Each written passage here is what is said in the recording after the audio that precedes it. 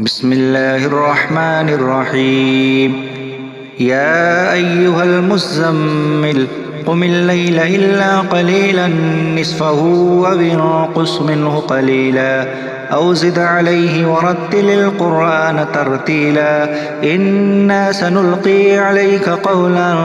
ثقيلا إن ناشئة الليل هي أشد وطئا وأقوم قيلا إن لك في النهار سبحا طويلا واذكر اسم ربك وتبتل إليه تبتيلا رب المشرق والمغرب لا إله إلا هو فاتخذه وكيلا واصبر على ما يقولون وهجرهم هجرا جميلا وذرني والمكذبين أولي النعمة ومهلهم قليلا إن لدينا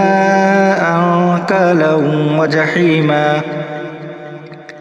وطعاما ذا غصة وعذابا أليما يوم ترجف الأرض والجبال وكانت الجبال كثيبا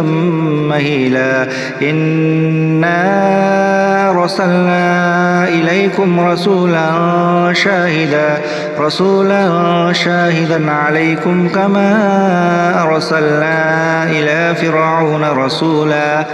فعصى فرعون الرسول فأخذناه أخذا وبيلا فكيف تتقون إن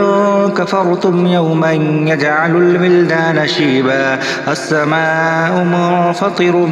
به كان وعده مفعولا إن هذه تذكرة فمن شاء اتخذ إلى ربه سبيلا إن ربك يعلم أنك تقوم أدنى من ثلثي الليل ونصفه وثلثه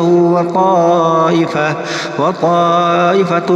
من الذين معك والله يقدر الليل والنهار علم أن لن تحصوه فتاب عليكم فاقرؤوا ما تيسر من القرآن علم أن سيكون منكم مرضى وآخرون يضربون في الأرض يبتغون من فضل الله وآخرون يقاتلون في سبيل الله فاقرؤوا ما تيسر منه وأقيموا الصلاة وآتوا الزكاة وأقرضوا الله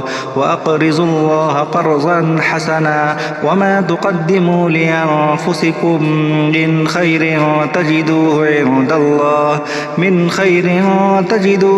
عند الله وخيرا وأعظم أجرا واستغفروا الله إن الله غفور رحيم صدق الله العظيم.